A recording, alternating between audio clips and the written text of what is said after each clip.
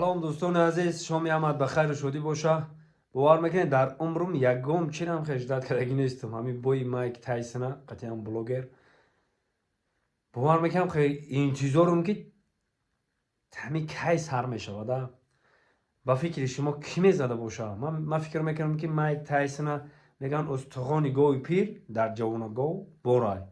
من فکر میکنم که همین یکم دیم راوند هم تنکش میکنه ده هم بچه ها.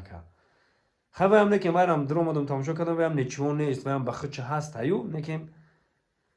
هم گفته که خودم میشوده استخوانی گو پیر نه ببین نه پوچش جخی چخش پلا قطی گرفتش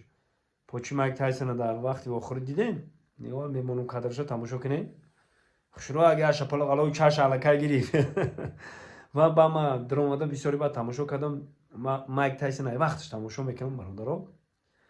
درام آدم تماشا کردم وای کدگی بده این کودکک بده